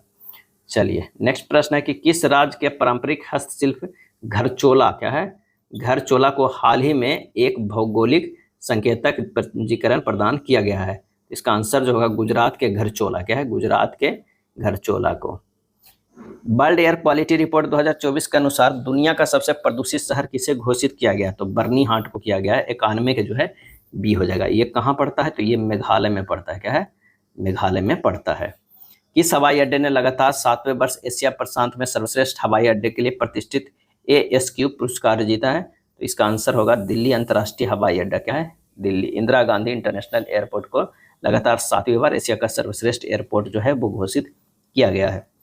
20 से 21 फरवरी 2025 को अखिल भारतीय पीठासीन अधिकारियों की सम्मेलन AIPOC की 85वां सत्र कहाँ आयोजित किया गया, और इसका सही आंसर हो जाएगा पटना में किया गया। कहाँ, पटना में जो है वो किया गया। इसका जो है उद्घाटन समारोह बिहार विधानमंडल के पटना सेंट्रल हॉल में आयोजित जो है वो किया गया था। विश्व प्रसन्नता रिपोर्ट 2025 में भारत का कौन सा स्थान प्राप्त हुआ, तो भारत को जो है 118वें स्थान मिला है। पश्चिम तटीय मैदान के विभाजन के संदर्भ में निम्नलिखित में कौन सा युग सही सुमेलित नहीं है, ये हो जाएगा केरल कोरोमंडल तट। क्या है, केरल कोरोमंडल तट हो जाएगा आंसर। पश्चिमी तटीय मैदान विभाजन के संदर्भ में कौन सा सुमेलित है, तो केरल कोरोमंडल तट हो जाएगा। महाराष्ट्र कोंकण तट होगा, गुजरात काठियावाड़ तट, कर्नाटक मैंगलोर तट, ये सब सही है। ये जो है बी वाला वो अलग हो जाता है। पूर्वी तटीय मैदान को दक्षिणी भाग कोरोमंडल के नाम से जो है जाना जाता है। क्या है, जाना जाता है। गुजरात से गोवा तक के तटीय मैदान को कोंकण तट, ये भी कई बार प्रश्न पूछा जाता है कि अगर गुजरात से गोवा तक देखना है, क्या है, गोवा तक देखना है, तो इस तटीय मैदान को क्या कहते हैं, कोंकण कहते हैं। क्या है, कोंकण। अब गोवा से अगर कर्नाटक की बात करते हैं, कर्नाटक, गोवा से कर्नाटक के मैंगलोर तक का क्षेत्र जो है वो है कन्नड़। क्या है, कन्नड़ तट कहलाता है, कन्नड़ तट कहलाता है। अब मंगलोर, क्या है, मंगलोर से कन्याकुमारी, कन्या जो है कुमारी तक के तटीय मैदान को मालाबार तट क्या है, मालाबार तट कहलाता है, ये ध्यान रखिएगा। नेक्स्ट है पोस्ट ऑफिस के लेखक कौन है, पोस्ट ऑफिस के जो है लेखक कौन है, तो वह हो जाएगा रविन्द्रनाथ टैगोर, क्या है, रविन्द्रनाथ टैगोर है। गीत गोविंद के लेखक जो है, कई बार ये पूछा जाता है, गीत गोविंद, गीत गोविंद के लेखक कौन है, जयदेव है, क्या है, जयदेव है। और विक्रम सेठ का कई बार पुस्तक का जो पूछा जाता है, विक्रम सेठ जो लिखे थे द गोल्डन गेट, क्या है, द गोल्डन गेट लिखे हैं। चलिए अगले प्रश्न पे चलते हैं कि आज़ाद हिंद फौज, क्या है, आज़ाद हिंद फौज दिवस किस तिथि को मनाया गया था, आज़ाद हिंद फौज दिवस किस तिथि को मनाया गया था। आंसर हो जाएगा 12 नवंबर 1945 को, 12 नवंबर 1945 को। 5 से 11 नवंबर 1945 तक आज़ाद हिंद फौज के सिपाहियों RK सहगल, शाहनवाज तथा गुरु बख्श सिंह ढिल्लन पर जो है लाल किले में मुकदमा चलाया गया। बचाव पक्ष के वकीलों में भूलाबाई देसाई थे, प्रमुख थे, तथा उनके सहयोग आसफ अली, तेज बहादुर सप्रू, कैलाश नाथ काटजू तथा जवाहरलाल नेहरू ने भी अदालत में बहस की।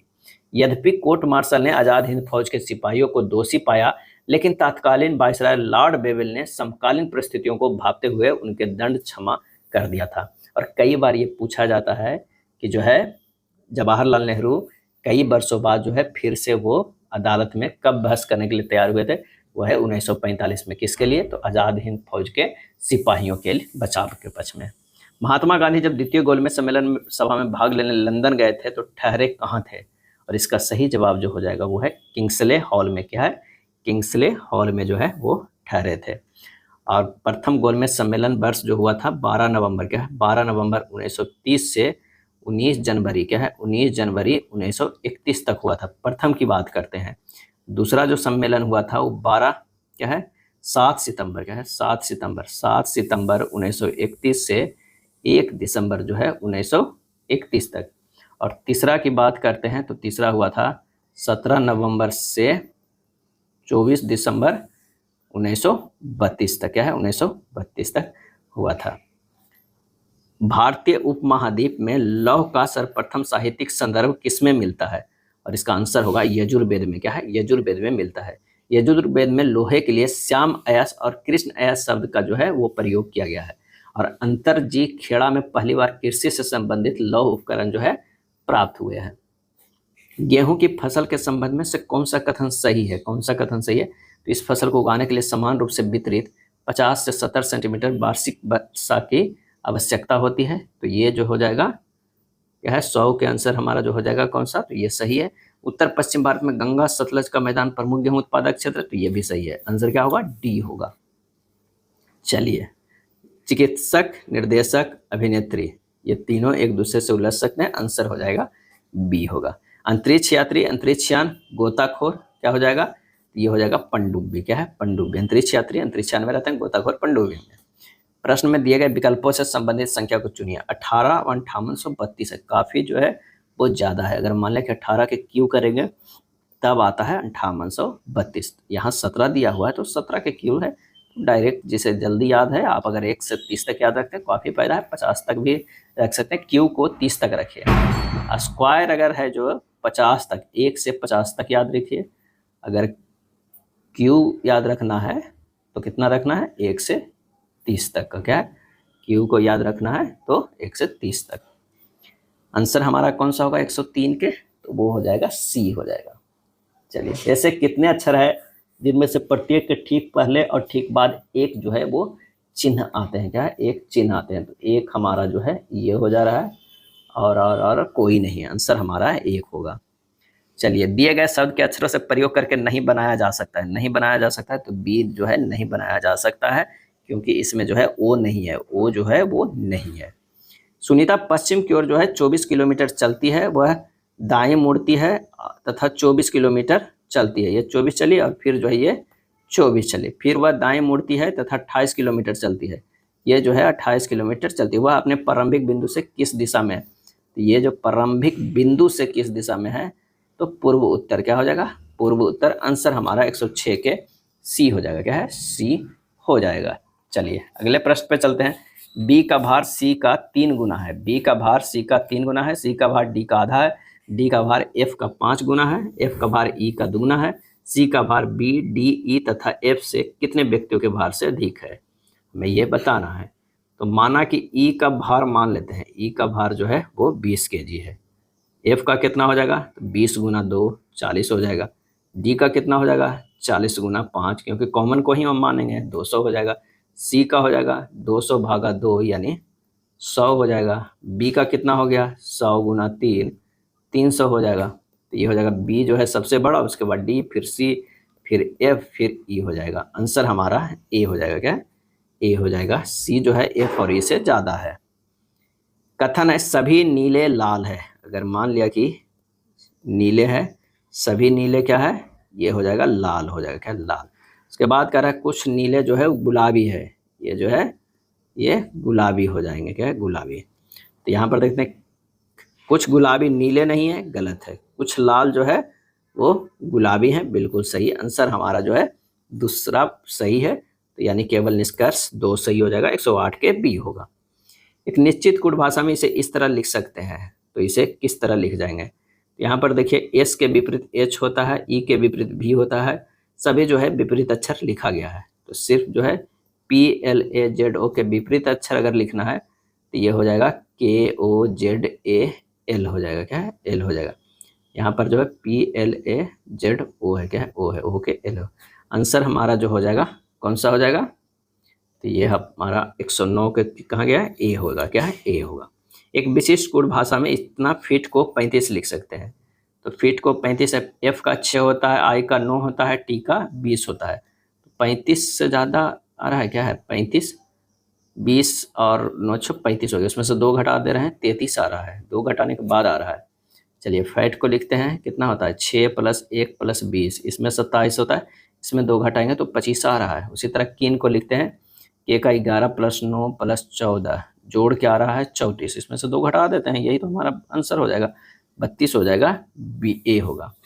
किस संविधान संशोधन अधिनियम द्वारा मतदान करने का न्यूनतम उम्र सीमा 21 से घटाकर जो है 18 कर दिया गया है, और इसका आंसर जो हो जाएगा वो है 61वां संविधान संशोधन अधिनियम में जो है कर दिया गया था। ये संशोधन कब हुआ था, तो 1989 ईस्वी में किया था। उस समय राजीव गांधी देश के प्रधानमंत्री थे। क्या है, प्रधानमंत्री थे। संविधान के इनमें से किस अनुच्छेद में केंद्रीय बजट को वार्षिक वित्तीय विवरण के रूप में संदर्भित किया गया है, और यह संदर्भित किया गया है अनुच्छेद 112, इसमें अनुच्छेद 112 में संदर्भित किया गया है। 7 डिब्बे है, एक के ऊपर एक रखा गया है, जरूरी नहीं कि डिब्बे इसी क्रम में हो, केवल डिब्बे एम को डिब्बे ओ के ऊपर रखा गया है। एम को जो है वो जो है ओ के ऊपर रखा गया है। डिब्बा ओ और टी के बीच केवल डिब्बे पी को रखा गया है। ओ और टी के बीच में, यानी टी है, यहाँ पर जो है पी को रखा गया है। केवल डिब्बे एन को डिब्बे के नीचे रखा गया है, के के नीचे रखा गया है, यानी यहाँ पर जो के है उसके नीचे एन रखा गया। डिब्बा एल और एम के बीच कितने डिब्बे हैं, तो यहाँ पर जो है बीच में वो नहीं कह रहा, तो यहाँ पर एल हो जाएगा। क्या है, एल हो जाएगा। अब कह रहा है कि एन और के नीचे रखा गया है, डिब्बा एल और एम के बीच, एल और एम के बीच जो है वो कितने हैं, तो यहाँ पर देख लीजिए 3 है। आंसर हमारा जो हो जाएगा ए हो जाएगा, 113 के ए होगा। विकल्पों में से भारत से सबसे अधिक दूर स्थित अक्षांश कौन सा है, और इसका सही जवाब हो जाएगा दक्षिणी ध्रुव है। क्या है, दक्षिणी ध्रुव है, दक्षिणी ध्रुव है। आंसर हमारा जो हो जाएगा बी हो जाएगा। भारत से सबसे अधिक दूर स्थित अक्षांश कौन सा है, तो दक्षिणी ध्रुव। देखिए अगर मान लें कि ये ग्लोब है, यहाँ पर जो है वो दक्षिणी ध्रुव है, और इधर जो है वो क्या है, उत्तरी ध्रुव है। और ये अगर विषुवत रेखा, तो भारत जो है वो यहाँ स्थित है, और यहाँ से दूरी अगर देखा जाए, क्योंकि भारत जो है उत्तरी गोलार्ध में, तो यहाँ से दूरी है और यहाँ के दूरी का अंतर है जो है, तो ये सबसे ज़्यादा हो जाएगा। आंसर हो जाएगा बी। क्षेत्रफल की दृष्टि से निम्नलिखित में कौन सा भारत का सबसे छोटा केंद्र शासित प्रदेश है, और वो है लक्षद्वीप। क्या है, लक्षद्वीप है। लक्षद्वीप जो है वो कोरल रीफ, क्या है, कोरल रीफ निर्मित द्वीप है। कोरल रीफ निर्मित जो है द्वीप है। इसका क्षेत्रफल जो है 32 वर्ग किलोमीटर है, 32 वर्ग किलोमीटर है। राजधानी की बात करें तो कवरत्ती है। कवरत्ती जो है वो क्या है, राजधानी है। क्या है, राजधानी है। भारत के सबसे बड़ा केंद्र शासित प्रदेश जम्मू कश्मीर है। क्या है, जम्मू कश्मीर है। अब भारत का दूसरा सबसे बड़ा केंद्र शासित प्रदेश लद्दाख है। क्या है, लद्दाख है। तीसरा जो है वो है अंडमान निकोबार है, अंडमान निकोबार है। देश में सर्वाधिक समृद्धि दर प्राप्त की गई थी, और आंसर हो जाएगा 10वीं योजना में। क्या है, 10वीं योजना में। अगर दर की बात करें तो जो है 7वीं योजना में हुआ था 6.1%, 8वीं के बात करें 6.8 होगा, 9वीं में था 5.4, 10वीं में था 7.6%, 11वीं के बात करें तो 5.4% था। आंसर हो जाएगा बी। उस नदी का नाम बताइए जिस पर इंदिरा सागर बांध बना है। इंदिरा सागर बांध बना हुआ है तो वो है नर्मदा पर। क्या है? नर्मदा पर है। सरदार सरोवर बांध नर्मदा नदी पर है। इंदिरा सागर बांध जो है नर्मदा नदी पर है। और सरदार सरोवर बांध जो है सर्वाधिक जलाशय क्षमता वाला भारत का बांध है। राजस्थान नहर का नाम इंदिरा नहर रखा गया। राजस्थान नहर का नाम इंदिरा नहर जो है वो रखा गया है। इंदिरा नहर को राजस्थान की जीवन रेखा या मरुगंगा भी कहा जाता है। क्या है? जाता है। अगला है, दिया गया है कि 40 के पावर 0.11x है, इतना बाई है तो x के power Z, by power Z, तो जेड का निकटतम मान जो कितना हो जाएगा, x के पावर जेड बराबर बाई का पावर जेड है, तो 40 के पावर 0.11 के पावर जो है जेड कर दीजिए, ये 40 के पावर 0.1 बटा ये 2 कर दीजिए। क्या है? 2 कर दीजिए, क्योंकि बाई स्क्वायर है या x के पावर ये जेड है, ये ध्यान रखिएगा। यहाँ जो है ये जेड है। क्या है? जेड है। ये हो गया 0.1, x जेड बराबर 0.2, जेड बराबर 0.2 बटा 0.11, 1.82। येलोस्टोन नेशनल पार्क कहाँ स्थित है? और इसका आंसर हो जाएगा यूएसए में। कहाँ? यूएसए में स्थित है। और कई बार पूछा जाता है, कैलानिक्स नेशनल पार्क फ्रांस में है। कैलानिक्स। Newfoundland national park Canada में है। मानापुलस नेशनल पार्क जिम्बाब्वे में है। कोमोडो नेशनल पार्क इंडोनेशिया में है। सागरमाथा नेशनल पार्क नेपाल में है। चलिए 375 592 में क्या है? प्लस 217 किया गया है। इसमें भी देख रहे हैं 217 किया गया है, तो इसका भी जो है 217 कर दीजिए, ये हो जाएगा 415। आंसर हो जाएगा ए हो जाएगा। 121 के जो है आकृति में अधिकतम जो है कितने वर्ग है ये गिनना है। क्या है? कितने वर्ग है? पहले 1 2 3 इसे गिन लेते हैं। ठीक है, 1 2 3, तो ये हो जाएगा 3 के स्क्वायर प्लस 2 के स्क्वायर प्लस 1, टोटल हो जाएगा 14 वर्ग। क्या है? 14 वर्ग हो जाएगा। और फिर हमें क्या करना है कि बाहर वाला को गिनना है, तो टोटल आंसर हो जाएगा 14 प्लस 13 कितना हो जाएगा? 27। आंसर सी हो जाएगा। 5 मित्रों में से विराज मनोज से लंबा है। विराज जो है मनोज से लंबा है।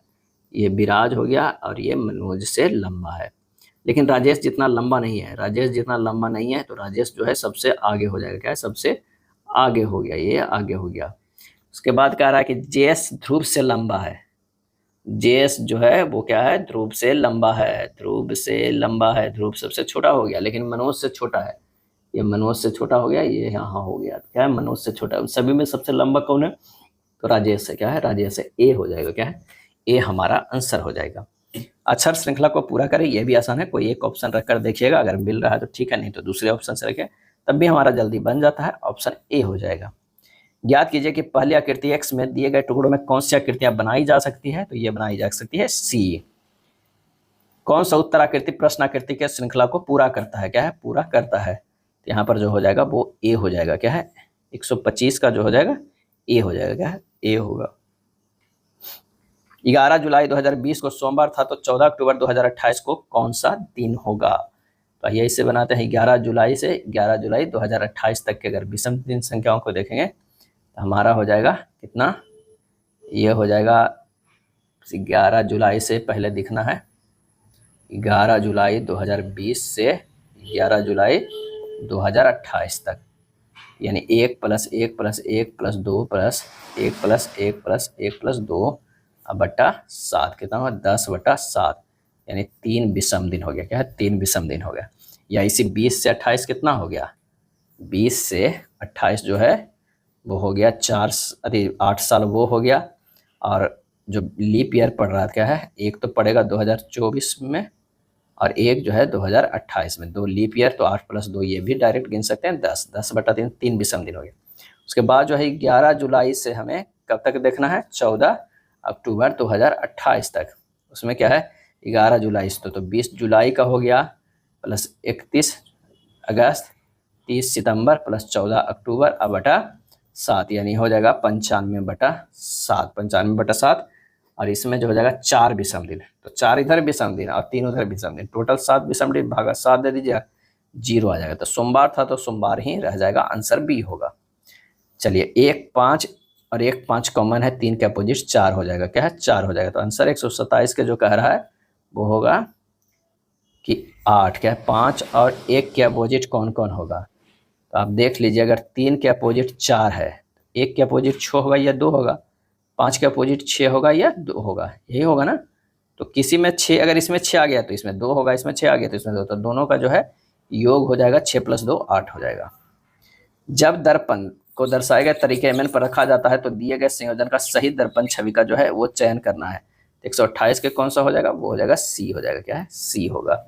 यहाँ पर अगर दर्पण लगा देंगे तो राहुल अजय का भाई है, अगर राहुल है तो ये जो है वो भाई है, किसका है, अजय का है, अजय का भाई है। श्रुति साहिल का बहन है, कोई जो है वो श्रुति है, क्या है श्रुति जो है साहिल का भाई, मतलब ये बहन हो जाएगी, किसका आता है तो साहिल का, क्या है साहिल का, साहिल की बहन है। अजय श्रुति का पुत्र है, अजय जो है श्रुति का पुत्र है, ये हो जाएगा पुत्र है। राहुल साहिल से कैसे संबंधित है, राहुल साहिल से कैसे संबंध है, तो ये हो जाएगा बहन के पुत्र है, तो ये भी जो हो गया ये पुत्र ही हो गया। तो बहन के पुत्र जो है वो भांजा हो जाएगा। आंसर हमारा बी हो जाएगा। 129 के क्या हो जाएगा, 129 के आ जाएगा बी। चलिए डांस को क्या लिखते हैं, DANC, डांस को लिख रहे हैं ADNEC है, सेम है, बस देखना है कैसे। ए यहाँ लिखा गया, N यहाँ लिखा गया, C यहाँ, E यहाँ और D जो है यहाँ, यानी 2 कटकुट और 1 बीच में सीधा। बस हमें लिख देना है किसका, जो पूछ रहा है डायरेक्ट उसी को लिखते हैं, ड्रीम का, क्या है ड्रीम का। R हो जाएगा, D हो जाएगा, E हो जाएगा, M हो जाएगा, A हो जाएगा। आंसर 130 के हो जाएगा बी, क्या है बी हो जाएगा। अगला है नीचे दिए गए समीकरण को स्टार चिन्हों को बदलें और समीकरण को संतुलित करने के लिए गणितीय चिन्हों को सही संयोजन को चयन करिए। तो प्रश्नानुसार को देख के कुछ क्या है, अगर हम बी इसको रखते हैं लगभग तो कुछ कुछ मैच करता हुआ आएगा, फिर उसी तरह रख के देखिए बी, अगर नहीं होता है तो आप सी या डी रख सकते हैं। तो 48 भाग 6 + 17 × 3 = 12 × 5 - 1, 8 + 17 × 3 = 60 - 1, 8 + 51 = 59, तो 59 बराबर जो हो जाएगा 59। आंसर हमारा आ जा रहा है बी हो जाएगा, क्या है बी होगा।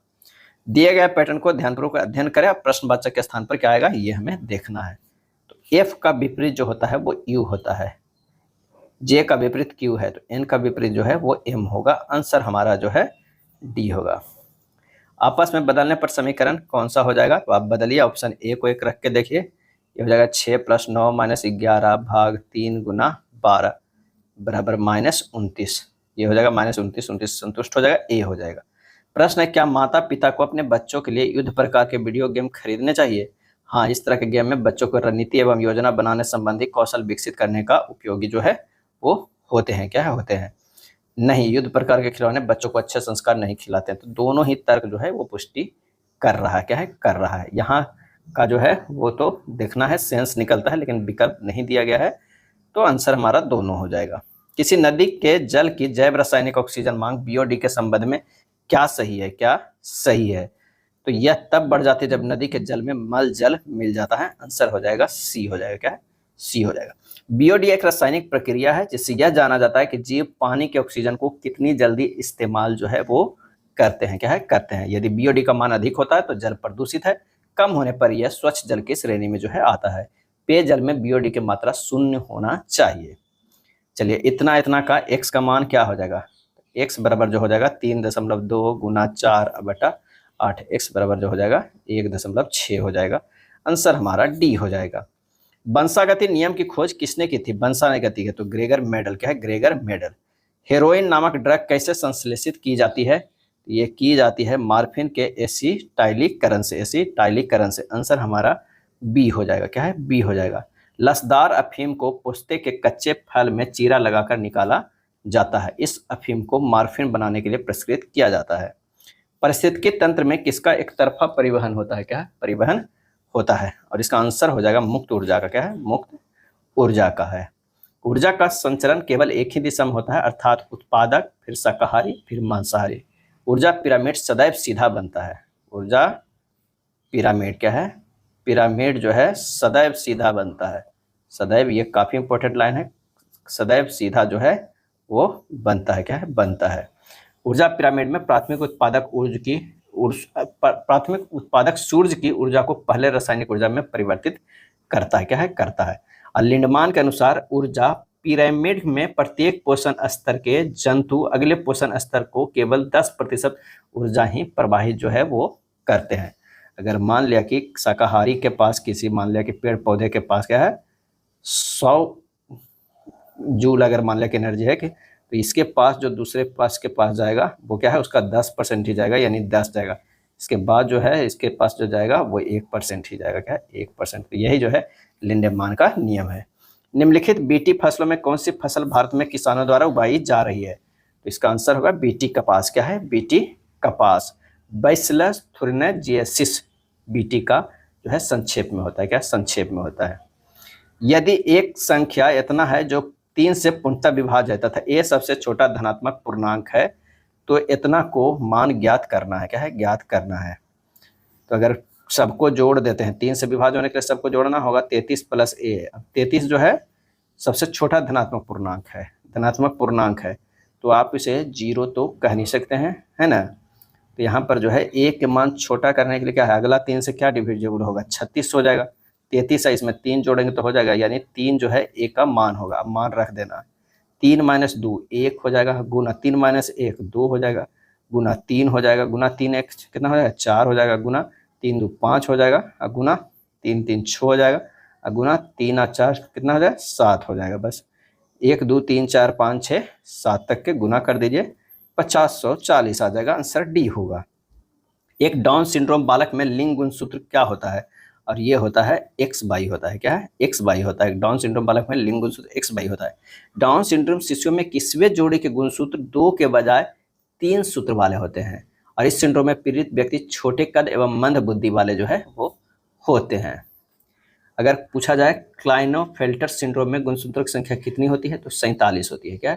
47 होती है। और वो कौन कौन होते हैं? तो ये 44 प्लस XY होता है। क्या है? XY होता है। निम्न प्रजातियों में किसमें एक परमाणु जो है वो क्या है ऑक्सीजन की संख्या +6 है। क्या है? +6 है। और इसका सही आंसर जो हमारा हो जाएगा वो हो जाएगा डी CrO2Cl2 हो जाएगा। क्या है? CrO2Cl2 हो जाएगा। अगर इसे तोड़ते हैं तो देखिए x मान लीजिए Cr के 2 × -2 + 2 × -1 = 0। x बराबर जो है ये 6 हो जाएगा। क्या है? 6 हो जाएगा। प्रति सूक्ष्मजीव औषधियों में से कौन सी यक्ष्मा और कुष्ठ दोनों के चिकित्सा के लिए उपयुक्त है? और वो है p-एमिनोसैलिसिलिक एसिड। आंसर हमारा बी हो जाएगा। कौन सा कथन सत्य है हमें ये बताना है। 145 का जो है वो क्या है 145 के कथन कर रहा है कि कौन सा कथन सत्य है। तो किसी वस्तु का द्रव्यमान समान रहता है जबकि स्थान के अनुसार भार बदलता रहता है। बिल्कुल। इसलिए तो पृथ्वी पर अगर कुछ भार हो अगर 100 तो चंद्रमा पर जो भार हो जाएगा वो हो जाएगा x/6 हो जाएगा। लेकिन द्रव्यमान जो है कांस्टेंट रह जाता है। क्या है? कांस्टेंट रह जाता है।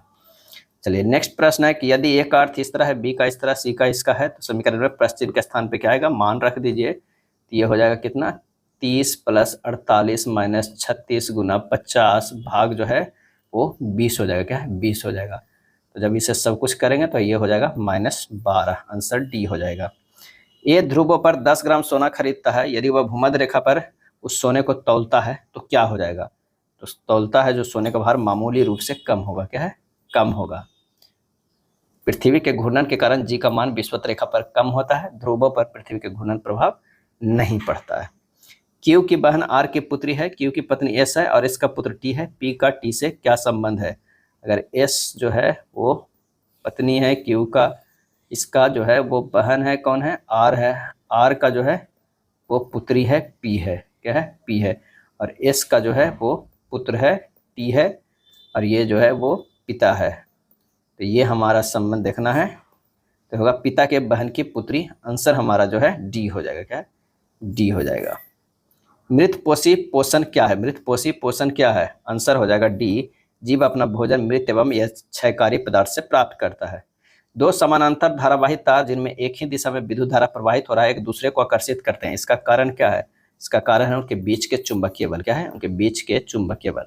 यदि दो समानांतर चालक तारों में समान दिशा में विद्युत धारा प्रवाहित होते हैं तो उनके बीच आकर्षण बल का कार्य करता है। अगर विपरीत दिशा में विद्युत धारा प्रवाहित हो रही है तो प्रतिकर्षण होगा। यानी इस तरह का अगर सेम है तो हमारे इसके बीच में जो है वो हो जाएगा क्या है आकर्षण बल। क्या है?